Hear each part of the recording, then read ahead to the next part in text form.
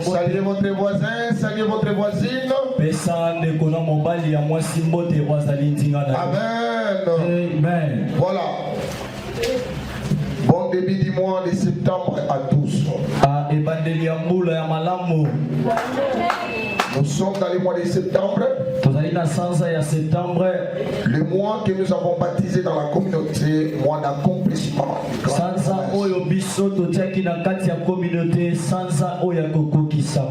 L'accomplissement des grandes promesses. Nous avons commencé ce message depuis le mercredi.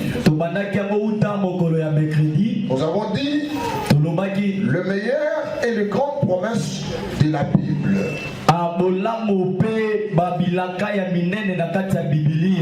Nous avons expliqué ceci. Dieu est un Dieu de promesses.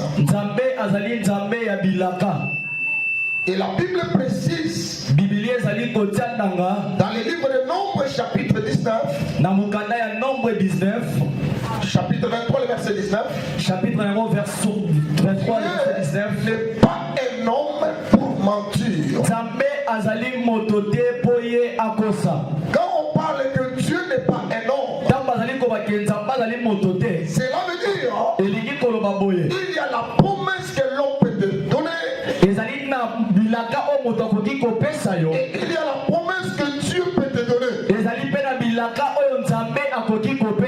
La promesse donnée par Dieu, même si ça tarde, ça finira par s'accomplir. Mais la promesse faite par les hommes, il peut mentir, il peut te tromper. Heureusement que ce matin, tu as un Dieu véritable qui ne ment pas. Ce qu'il t'avait dit dans les songes, dans les rêves, cela va s'accomplir. Il t'avait promis le travail, il te donnera le travail. Il te donner le mariage, même s'il y a des déceptions, il finira toujours à te marier. Dieu n'est pas un homme pour te mentir. Ce qu'il t'a parlé dans les songes, ce qu'il t'a parlé par prophétie, ce qu'il t'a promis par les hommes, ça finira à s'accomplir. Appelez la Bible, parce que la Bible c'est notre constitution. Il y a des grandes promesses bibliques. C'est que vous devez retenir. La Bible est remplie de promesses. La Bible est remplie de grandes promesses. Un vrai enfant de Dieu doit savoir que quand Dieu lui promet quelque chose, il n'est pas un homme. Il n'est pas un homme. Contrairement à la superficie de l'homme, Balaam prouve que Dieu est digne de confiance. S'il y a quelqu'un que tu peux faire confiance, c'est Dieu. S'il y a quelqu'un qui peut te promettre quelque chose, et après quelques jours tu vois la chose, c'est Dieu. Alléluia. Amen. Il faut faire Dieu confiance. Nous devons faire Dieu confiance. Parce qu'il n'est pas un homme pour nous mentir. Dieu est digne de confiance. Et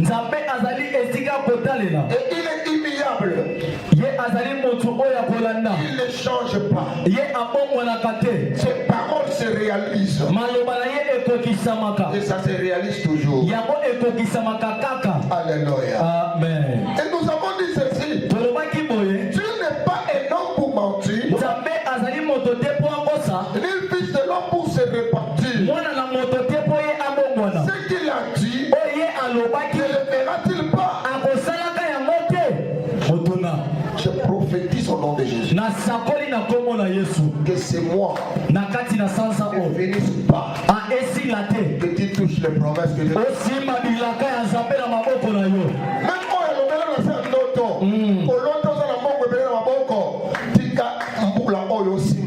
Amen. Lorsque Dieu te promet, souvent ces promesses-là, elles comme du théâtre. Parce que vous pensez que Dieu peut venir comme ça seulement, il commence à ouvrir la bouche, il te parle, non.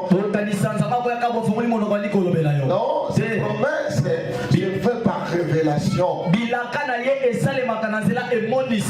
Première révélation, la révélation que tu as eue dans la Bible. Il y a des versets quand tu lis ça, c'est une promesse.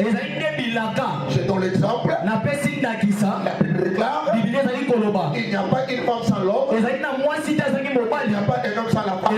Donc même si les choses ne marchent pas, il finira toujours à se marier. Amen. Deuxième promesse. Quand tu lis la Bible, celui qui mourra à 100 ans sera le plus jeune. C'est la promesse de longévité. Tu dois confesser cela. Tu dois dire ceci. Moi dans ma vie, je ne mourrai pas avant 100 ans. Je mourrai après 100 ans. Mais je proclame. Et je prophétise. Dieu t'accorde la longévité. Tu vives longtemps sur la terre. Dis-moi amen très fort. Amen. Gloire à Jésus. Par rapport à la promesse de la longévité, je déclare aujourd'hui, toi, tu verras les enfants de tes enfants jusqu'à la 4e et 5e génération. Je vous dis, dans l'église la puissance, il y aura un moment où on va commencer à venir ici des vieux, parce qu'on ne mourra pas avant le temps. On ne mourra pas avant l'âge. Nous devons vieillir sur la terre. Moi, ça dit moi amen très bien. Amen, papa. Troisième promesse de la Bible que j'aime. Vous serrez la tête et non la queue. Vous serrez en haut, jamais en bas. Tu es appelé à vivre la grandeur. Même si tu commences par terre, si les gens peuvent te ramener par terre, Dieu va te placer au-dessus de ta génération. Alléluia. Amen, papa. C'est-à-dire que vous serez en haut, jamais en bas. Par là, je comprends que toi, tu ne termineras pas ta vie dans l'humiliation. Parce que toi, tu es l'aigle de la famille. L'aigle peut jouer en bas avec les oiseaux. Ils finissent toujours à être au-dessus de lui. Recevez ta prophétie. Vivra longtemps sur la terre. Vivra longtemps sur la terre. Sera toujours en haut, jamais en bas. Sera la tête et non la queue. Alléluia. Amen, papa. Il y a une grande promesse par rapport aux batailles. Ils te feront la guerre. Mais ils ne te vaincront pas. Ça, c'est la prophétie liée aux révélations des Écritures. Aux Écritures, ils te feront la guerre, mais ils ne te vaincront pas.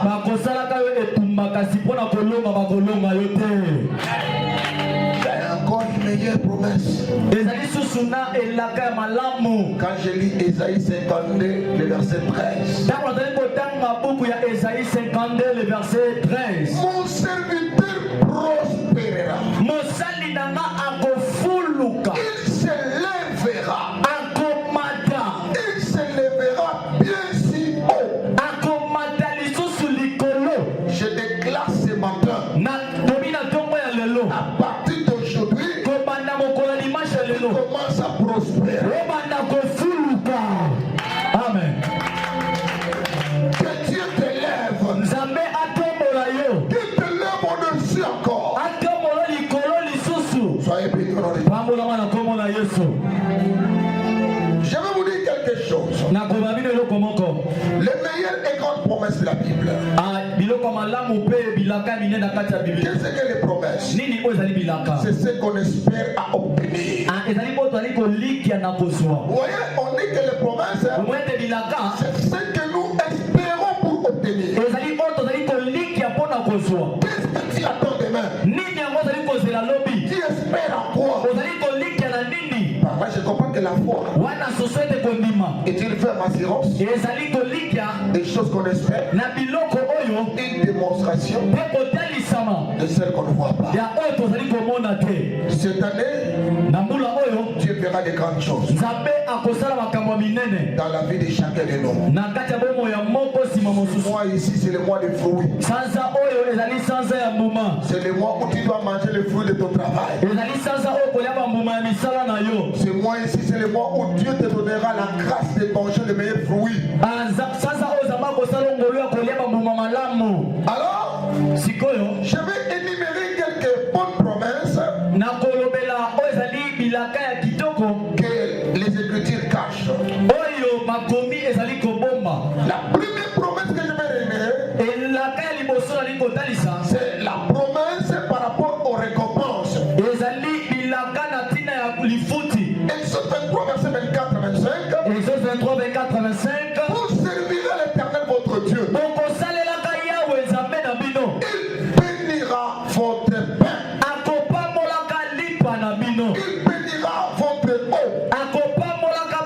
Il éloignera la maladie au milieu de vous. Je parle pour toutes les servantes et serviteurs. À partir d'aujourd'hui, ton corps est béni. Ta fille est bénie. Je déclare, ton corps ne sera pas le corps de la maladie. Ce que je parle, c'est la promesse liée aux serviteurs et servantes de Dieu. Tu ne verras plus les hôpitaux. Ton corps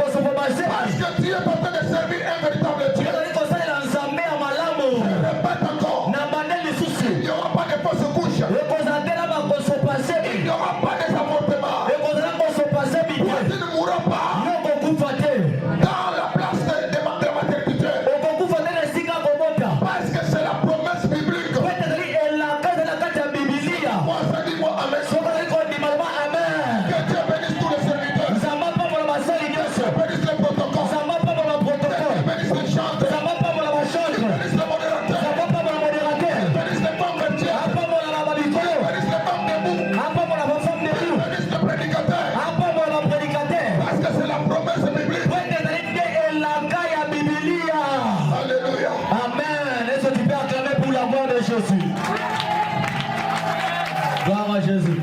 Deuxième promesse. Et la c'est la promesse qui concerne le royaume de Dieu. Matthieu 6, verset 33. Matthieu 6, verset 33. Cherchez premièrement le royaume de Dieu. Et toute chose vous sera donnée par-dessus. Vous devez savoir, nous sommes le fils du royaume. Nous sommes venus chercher le royaume. J'ai pris aujourd'hui que tout le monde qui sont dans l'œuvre de Dieu, tout le monde qui sont appelés le fils du royaume, que Dieu commence à vous donner toutes choses par-dessus. J'ai pris au nom de Jésus. Qui avait gagné le royaume, laisse que Dieu te donne l'argent, Dieu te donne le mariage, Dieu te donne la paix, Dieu te donne la santé, Dieu te donne le voyage, Dieu te donne ce que ton cœur dessus.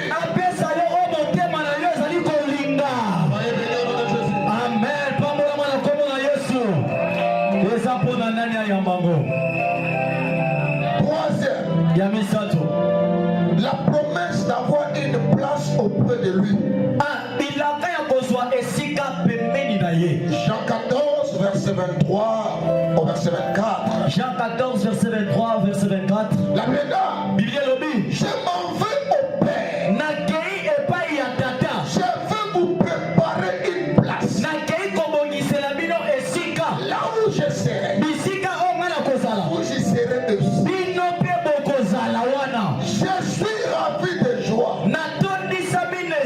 Parce qu'après ma vie sur la terre, il y a une promesse qui m'attend. C'est la promesse d'être auprès du Père. Il y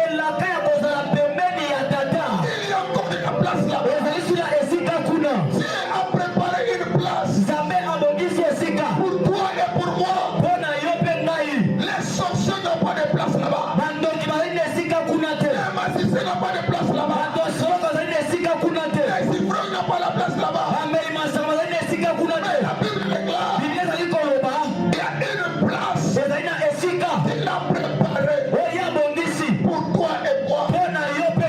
Ce matin, je voulais vous dire, Jésus est allé préparer une place. Et ça va vous dire, ta place n'est pas dans l'enfer. Ta place auprès de Jésus. Jésus est notre paradis. Jésus est notre éternité. Jésus est notre espoir. Encore de la place là-bas. Tu ne mourras pas dans l'enfer. Moi, je suis le rescapé de l'enfer. Quand c'est Jésus,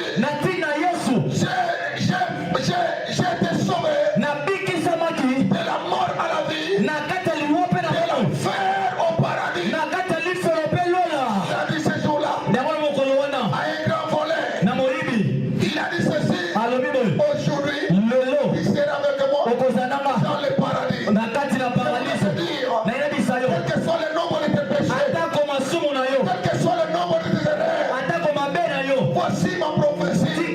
Aujourd'hui, tu seras avec lui dans le paradis. C'est que le paradis, c'est le lieu de délice, lieu de paix, lieu de joie. Et je voulais te dire, ton esprit n'ira jamais dans les tourments. Ton âme n'ira jamais en enfer. C'est à cause de ça que nous venons à l'église. C'est à cause de ça. Je m'attache à Jésus. Ça peut se moquer de moi. Tout le monde peut m'abandonner.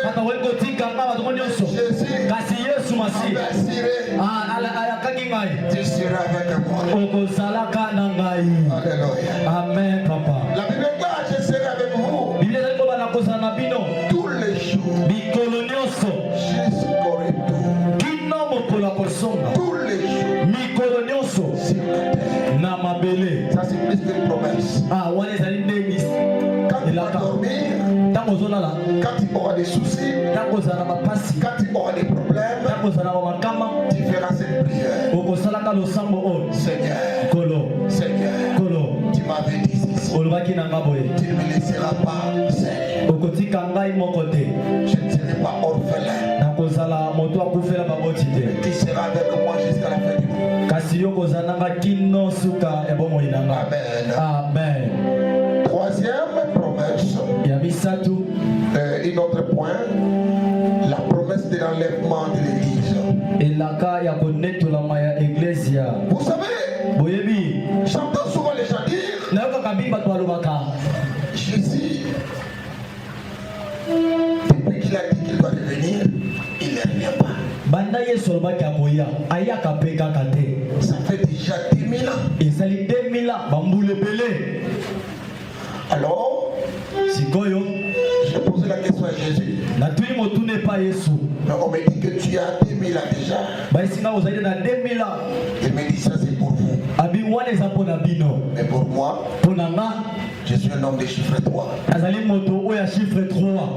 Vous devez savoir que jusque-là vous n'avez que 2 jours. Amen. Parce que un jour est égal à 1000 ans. 1000 ans est égal à un jour. Donc, depuis que Jésus est parti, il n'a fait que 2 jours. Amen. Ouais. Vous voyez, non? Il n'a que 2 jours au ciel.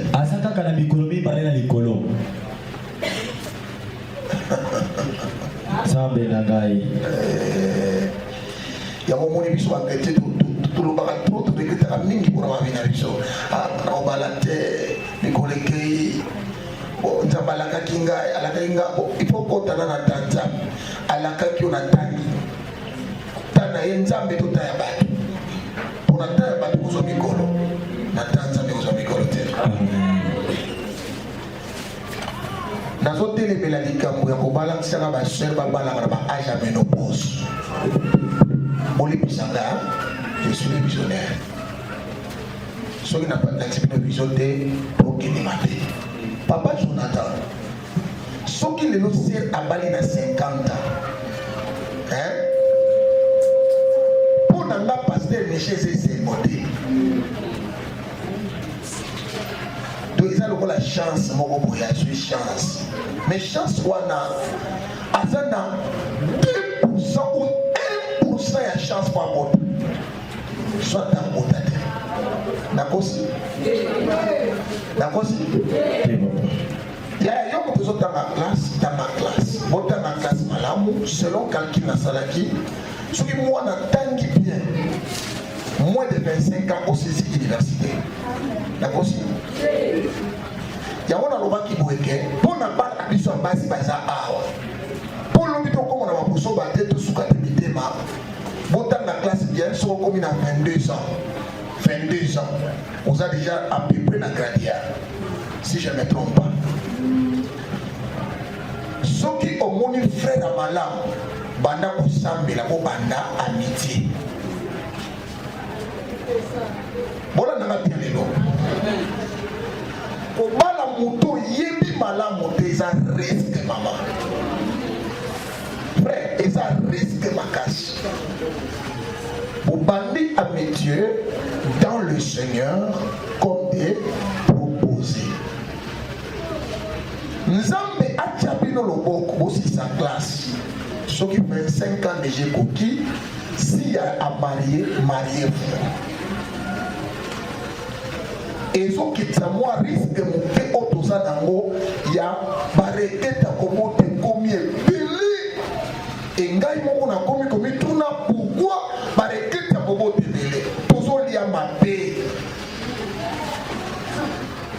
Alors, la faute des hommes comme Abisso Mingi. n'a pas passé na kendaki hôpital batali na Grèce etondi bayebisinga naliaka oui chaque jour mpe na banda kotambola makolo na kimamba. Est-ce que vous comprenez que na 35 ans déjà si okebi te mafuta ekotonda yo libumu komo te komi na baproblème Après, on a après, plus tard même, c'est à son terminal. Le yenge, tu dois avoir un opponent, net montant à tombola, à Zuko, à Kwaki, veut dire, au cours de 40 ans. Non, ça, non, pour une intimité, mais je te prêche la vérité. Amen. C'est, aux hommes pour la mobile, à déjà Nicolas 60 ans, ils ont acheté à moins de 25 ans, et ça risque yaya. Au risque que nous sachions qu'il nous mananda. Pour tata on a 60 ans, à combien de gens dans moi va calculer d'ailleurs que l'Église ouvre les yeux. Amen. Il a insisté sur la promesse faite au mariage Nazawana. Il n'est pas bon que l'homme soit seul. Et ça m'a l'amour mon bali asaye moko. Je lui ferai être semblable. Na kosai la yemoto wa kokani na ye. Dans cette promesse, Na kati la ka oyo. si nos églises veulent être délivrées, Soki église na biso lingi e kambolama. mariez-vous avec les hommes qui vous ressemblent. Abino bo bala na batu o bazali kokokana na bino. Une femme qui te ressemble, un mari qui te ressemble. Mobali o bazali kokokana yo, mwasi o pe bazali kokokana na yo. Pour éviter les AVC. Pona kokima o ezali maladie ya AVC. Qui me comprend là? Nani asosoli? Deuxième élément. Ya mibale. Tout le monde ne sont pas appelés à se marier. Batu nyonso te babengama po ete bango babala. Si je ne vous prêche pas ça, Soki na te bino yango il y a te. des mamans qui vont mourir malheureuses. Ezali na bamama oyo bakokufa na pasi. Soi-disant, Koloba ete parce que je n'ai pas un mari, je n'ai pas un mari, je po ete naza na mobali te, naza na mobali te, naza na mobali te. Qu'est-ce que la vérité de la Bible? Nini po ezali koloba ya solo ya bibilia. Celui qui s'est marié a fait bien. Moto o abali asali malamu. Mais celui qui ne s'est pas marié a fait très bien. Moto o abali pete asali siko malamu koleka. Est-ce que votre personne va bien? Amen papa. Au monde de l'église, ça ne peut pas être. Et vous risquez de comme à un niveau que si vous n'avez pas été l'église, ça la mal à l'aise. Et il y a non, on ne peut pas appeler tous à se marier.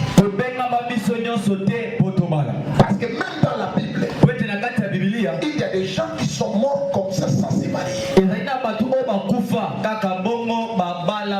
Si Dieu t'a appelé à se marier, gloire à Dieu. Si t'a appelé aussi à servir comme ça, gloire à Dieu. Parce que tout a été fait pour sa gloire. Vous risquez de faire un séminaire, une prière, une retraite, pour la balle. Mais en réalité, les choses, ce n'est pas ça notre objectif. Est-ce que Bandeko Obabal dans l'église Bazali? Boyo Kangabia. Et ça, dans le moment où ça va compter la question, mon top passage la gamme à la moi, n'a tiqué dans le bois. Donc on va Paul. Ça va? Mais nous, l'on peut s'en commencer.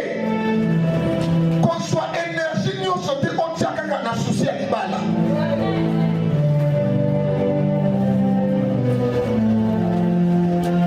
C'est moi qu'on a envié, il y a des montants qui sont à mailler pour la terre à terre. Alors, bien, papa, basokoli nga bamai. Ti balongoli nga kutwa na keti koti ya po apwilu. Mboka mweza kuna maunga lata mapapa te. Na ke kuna bayisinga yo so bala te po. Yo papa la yo deja na molimo lala a. Balongoli nga binamba yo so papa. Seigneur. Basokoli nga na email. Na zongi na so bala kaka te. Na zongi lisusu batenga na kwenge. Na se apo ya kwenge. Basali nga cérémonie na 1h du matin. Après nganga ayebisinga te do fanda na yo po ke bia donc ozo atrozo bala na songi pe na so bala kaka te. Alors posons la question, ni les tindi c'est on a combattu la libana pas mauvais enseignement dans l'église tout est abattu que mon tu vas baliter si ça mo sumongi c'est ça ba yebiete non tu peux vivre seul avec Jésus et tu es resté. Ah okoiko bika yo moko na Nzambe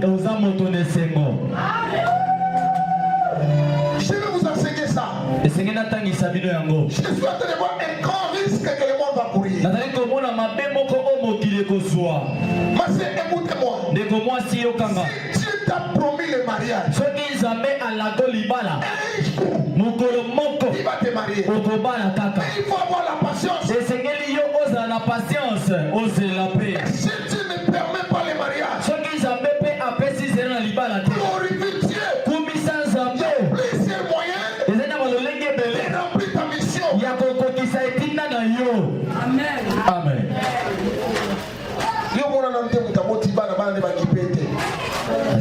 Mais à beaucoup de mois dans mon tour, je suis moi qui paye malade. Et ça, le monde a son beau tâté dans la vie. Soit son beau tâté, dans la carte de famille, soit quelque part dans beaucoup là, on ne sait jamais. Ici, je vais vous dire ça. Et ça, facette, mon choix maté à Oyo, doté à mon piété, et écrit par mon boulot autour dans mon tour à bateau, et ma mon choix dans mon pays, moi, ma bébé, c'est bon santé. Pas comme il traumatisé. Quand on est célibataire, pas célibataire, et comme le mot infraction. Maintenant, on comprend bien. Dala, oya bala wana baba kisa misute.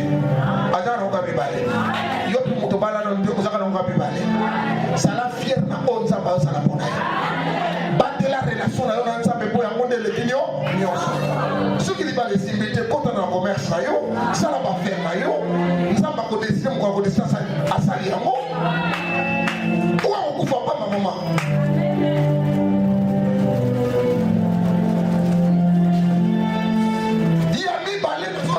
La promesse de mariage, comment la dépasse parce que soit bali. Comment la péter bon, papa y a caca, attends qu'on va de ton vendre à caca. Parce que, à Jésus Kende. Oh, dans son cocaté, Bakotonga Nai, et la vente à Namoko. Bakotonga yo et pas un naï. Ta vie est pour la gloire de Dieu. Bon, moi, il y a eu des alipons en Kembo dans Zambé. Il y a des femmes qui sont plus heureuses que les mariés. Il y a des hommes célibataires qui sont plus heureux que les mariés. Dieu vous a promis quelque chose qui a pris au mariage. Mais si tu n'as pas encore reçu ça, commencez toujours à prier et à persévérer dans le Seigneur. Qui me comprend là-bas? Papa Jonathan Nakei babengisinga mama moko atiki lettre abakufa jeune maman banusana orphelinat moko ameli poison lobi na mibomi po tina vi na ngana mokina moni yango te libala ekoya te kobota te namona miboma namona yango liboma nabi oyo ebemba zoba mpenza oyo okende opali velope yo moni ntina koya nano mokili te bana bavelo zobokola wana oyebi te eza lipamboli ondire oza yuma spirituel bate yo malamu te mingo basera biso mosusu bazosroke bango lisusu po lokoso alibala eleki ye akozwa tata montali monene aliaka fu mingi aliakokali na ndako lobi kuna se posa akufa je vais vous enseigner quelque chose. Le vrai mariage d'abord c'est entre le mariage de Jésus et l'Église. Que tu sois célibataire, célibatatrice, le premier mariage, c'est le mariage de Christ et l'Église. Oh my God, Alléluia. Amen. Par rapport aux promesses du mariage, il y a 5 choses à retenir. Chaque homme a sa femme et chaque femme a son homme. Si Dieu n'a pas fait ton mari ou ta femme de la vie, lui-même sera ton mari. Tu seras heureuse et tu marqueras votre époque. Mais n'oublie pas, il y a des gens aussi qui ont la promesse du mariage, mais suite au combat spirituel, ils n'ont pas kasi kolandisa mabitumba ya molimo bazali kozwa nzela te po bango babala Parce que dans leur famille, wete na kati na mabota na il y a bango des hôtels ezali na bahotel qui empêchent de se marier. wezali kopekisa bango babala Alors ici, je vais prêcher. awa siko nazoteya Si vous êtes dans la famille de la polygamie, soki bozali na kati ya libota oyo papa azwa basi ebele ton père était polygame, papa nazalaki na basi ebele il faut savoir que toi, une jeune sœur, tu seras victime de divorce, yo esengeli yo ndeko mwasi oyebake yo kozala victime ya moto ato kokufa mabala de déception. ya badeception Parce que dans notre culture, la femme ne peut pas avoir des maris. po ete na lolenge na biso mwasi akoki kozala mibali mibale te Donc ce démon-là qui est dans ton champ satana wato demo naza na kati na makila na va yo commencer à détruire l'affection du mariage. akobanda koboma posa ya libala wana Troisième élément, ya misatu dans ton foyer, na kati na libota na yo tu risques de ne pas avoir la paix yo okozanga kimia ou la joie. mpe esengo Parce que le démon de rivalité va s'élever. po ete molimo ya bombanda ekotelema Alléluia. amen Alors qu'est-ce que tu dois faire? nini esengeli na yo Tu osala dois combattre les hôtels de la famille. esengeli yo obundisa bahoteli ya Tu libota dois renverser l'esprit de la polygamie. yo okweyisa molimo ya basi ebele to mibali ebele Deuxième élément par rapport au promesse du mariage. ya mibale oyo ezali na elaka ya Il y libala a plusieurs maris et femmes qui ne sont pas mariés parce que dans leur famille, il y a déjà des mariages nocturnes conclus. ezali na basi mpe mibali oyo nano babali te pamba te na kati na libota na bango ezali na mabala ya butu osi deja babala bango Si tu es marié spirituellement, soki babala na nzela ya molimo papa, la première chose, eloko ya yambo tu n'auras pas l'occasion de se réjouir dans les mariages le jour. okozwa esengo te ya kovivre na kati ya libala Moto aza na mobali ya butu, moto aza na mwasi ya butu, ata baponi na papa sango. Okokende mosika te. amen Ya mibale, les maris de lui que nous appelons les équipes et les équipes sont les ennemis de progrès. bango batelemelaka moto avance akende liboso Alléluia. amen Si tu as un mari de lui, soki ozali na mobali ya butu qu'est-ce qui va arriver à ton mari? nini ekokomela mobali na yo La première chose, eloko ya yambo on va lui donner des femmes étrangères. bakopesa ye basi ya bapaya C'est-à-dire, tu es dans les mariages, elikolakisa ozali na kati ya ton libala mari commence à circuler derrière d'autres femmes. kasi mobali abandi kozwa bandumba mosusu na Qui balabala sont moins belles que toi. oyo bango kutu bakokani na ata na yo te Ça, c'est le combat. wana ezali nde bitumba ya molimo Au courant de la semaine, je viens de chasser un démon. na kati na poso nauti kobengana demo na moko Il me dit, tu veux me chasser moi seul? Non. azobalanga azokobengana na moko Cette femme, mwana mwasi oyo nous sommes trois maris. tozali mibali misato Dans la nuit, on l'a épousé par trois maris. na butu tobali ye mibali misato Vous voyez? bomoni Et cette femme, mwana mwasi oyo un mari à la maison. azali na mobali mpe na ndako Son mari est devenu fainéant. mobali nde akomi moto asalaka te Il ne travaille plus. asalaka te Il commence à devenir ivre. akomi moto alangwaka nde masanga Ce sont les maris de lui qui le tourmentent. ezali nde mibali ya butu bazotindi alangwa masanga Vous devez prier pour vos maris. esengeli mobondela mpo na mibali na Il y a bino d'autres publicités. ezali na bodumba mosusu Par rapport au mariage nocturne. eyaka na mabala ya butu Il y a d'autres infidélités. ezali na kati ya bodumba mosusu Viens par les mariages nocturnes. eyaka na nzela ya butu Il y a d'autres divorces. ezali na bokaboli mosusu Par les mariages de nuit. eyaka na libala ya butu Je prie au nom de Jésus. nasambeli na kombo na yesu Tout esprit de femme de nuit et mari. molimo nyonso ya mwasi ya butu mobali ya butu Prenez ta vie en otage. oyo ekoso bomoi na yo Prie cela au nom de Jésus. nakweyisi yango na kombo na yesu Il y a des femmes qui sont stériles. ezali na basi oyo bikomba Parce que la nuit, elle a des enfants. pete na butu azali deja na bana Vous devez retenir. ezali na bino mosimba Selon la promesse biblique, kolandisama elaka ya la bibilia femme ne peut pas être stérile. mwana mwasi akoki kozala ekomba te La stérilité n'existe pas. ekomba na kati ya bibilia toyebi te Mari de lui et femme de lui, na nzela ya mibali ya butu mpe basi ya butu il peut manquer les enfants. okoki mpe kosanga bana na mokolo Il ne sait pas frère audio. J'ai prié pour elle nasambeli mpo na ye au téléphone. na telefone Je lui ai dit ceci. nalobi na ye boye Le Seigneur me parle que tu es en train d'allaiter un enfant. nzambe azotalisa yango ozomelisa mwana moko Si je mens, soki nazokosa là où tu es, bisika ovandi prends votre sein droite. zwa loboko no libele no ya droite Appuyez seulement au-dessus. Pardon. Appuyez au-dessus. Yo finango likolo. Tu verras de l'eau va sortir. Okomona mai ekobima. Et elle a appuyé.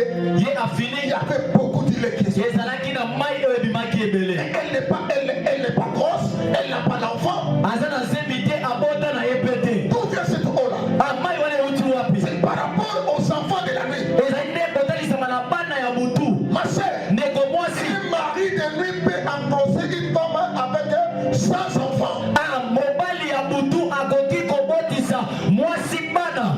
J'ai vu une sœur Namoni ndeko moko ya mwasi. dans la délivrance. Na kati ya kokambolama. Elle avait 100 enfants. Azalaki na bana 100. Une sœur est entrée ici. Ndeko moko ya mwasi akotia. On faisait la débat, elle est tombée. Akwei. Les maris de lui disent ceci. Mibali ya butu bazoloba. Elle a ma grossesse. Azali na zemi na nga. Tu ne vois combien d'enfants? Na tune bana boni. Elle a 6 enfants à l'intérieur. Azali na bana 6 na kati na ye. Et pendant que dans l'hôpital, on a vu combien de millions? 6 millions. Na kati na hôpital bamoni maladi ozalaki 6. On a prié ici. Tosambeli Elle awa. est retournée à l'hôpital. Azongi na l'hôpital. Il n'y a pas la maladie. Maladi nyonso elimwe. J'ai prié au nom de Jésus. Na sambeli na kombo na Yesu. Toutes les grossesses de la nuit. Ah bibi mama masaki Yesu Soient butu. apportées au nom de Jésus. Ebima na kombo na Yesu. De tous les enfants de la nuit. Bana nyonso ya butu. Dis-le au nom de Jésus. Akufa au nom de Jésus. Alléluia. Amen. La sorcellerie peut être à la base de beaucoup de mariages problématiques, beaucoup de problèmes problématiques. Kindoki ekoki kozala eloko oyo ekoki kotemela mabala ebele. Si dans votre famille vous avez un grand frère sorcier, un enfant sorcier, un père sorcier, un grand-père sorcier, il faut retenir que dans votre famille il y aura un combat de mariage. Soki na kati ya libota na bino ozali na koko azali ndoki, papa ndoki, mama ndoki, mwana oyo azali ndoki, na kati ya libota na bino kozala na makambo ya pasi etali libala. La Bible dit on ne laissera pas la femme sorcière vivante. Biblia ezali kotika ndoki aza na bomoi te. Je détruis toute la forme de la sorcellerie Na bebisi force nyonso ya pour vous empêcher de se marier. oyo bazali kopekisa na bino mobala. Au nom de Jésus-Christ. Amen. Soyez bénis au nom de Jésus. Pambolama na kombo na Yesu. La promesse faite au mariage, la Bible déclare Bilaka ya libala Biblia ezali koloba. l'homme quittera son père et sa mère, il s'attachera à sa femme. Mobali akolongwa na ndako ya kolongwa papa pe mama na ye kokangama na mwasi na ye. Pour que l'homme quitte, Po ete mobali alongwa il faut attendre une voix. esengeli ozela mongongo. Chers parents, Baboti chers frères, ndeko basi mibali. qui veut bien se réjouir sur la terre, il faut beaucoup écouter Dieu. Ah, soki olingi osepela na mabele esengeli oyoka nzambe mingi. Célibataire, Moto abali nano te. je vous demanderai ceci. Nakosenga na bino boye. Il faut bien écouter Dieu avant de dire oui à quelqu'un. Esengeli oyoka nzambe malamu ya moyo oyo ba iyo epa motu wana. Si ça va te prendre un compris. Ata ezwi yo sansa moko ezwa yo. Parce que Po ete un mauvais choix, choix ya mabe c'est plus que le poison. eleki poisson. Amen. Qui me comprend? Nana sosoli ngai. Dans la prière pour le camp, pour le bala, basala ramonte mbamba. Le quoi appelé que les $50 yoga maman. Alamu yeyo. Papa, Bible dit qu'il est présent aveugle. Hein? Frère, soyez moi ça kabila rominya, kokelo sambela tepo oyo kanzambe pour la bala na ye. Benga mutu susa sambela. Amen. Oyo banomona bakado apesa kayo. Ebomi omiso. Ermo ni sambela ko bila boza na ona sotu ya ye. Siko omona ni. Omona ba ye. Yamo eza déconseillé na osala prière na bakado. Oyo bazambe bien te. Amen. Vous comprenez là? Chose une chance à vous donner mon bali oh as un pasteur oh fiancé as un pasteur kota la kamande ya te. Vous avez bien? Amen. Pour mater le monde par exemple le baba tata. Ezaleli. Soit taille pour que nous vérifier sinon tu vas souffrir. Amen. Je vais passer rapidement. Nasoleka na lopango. Il y a une autre verset qui nous parle sur la vie éternelle. Ezali na litangi ezali kotasa biso bomo ya seko. Vous devez savoir que tous les mariages sur la terre vont se terminer sur la terre, mais au ciel nous aurons des corps des anges. Ah, libala neso mabele awa ekosuka na mabele kasi likoto kozana nzoto ya bamwangelo. Qui me comprend? Nana sosoli ngai. Kozanga lola te pona mobali to pona mwasi. Pona lola libale kozala te. Yesu alobi ke na lola nana esina ke mabali kozala kuna kozala bakor ya ba ange. Nana soka mabia. Siko yo ki marebi na papa ya Jacob wana keba ya Jacob na lola kozala te. Nana yo kinga papa lo kwa mbali yo pitazina ngali bana mo sembe na usanga ya sura ya sembe la sete. C'est moi c'est nga o papa ngata fiancé na ngata so bali ngata na kina l'église.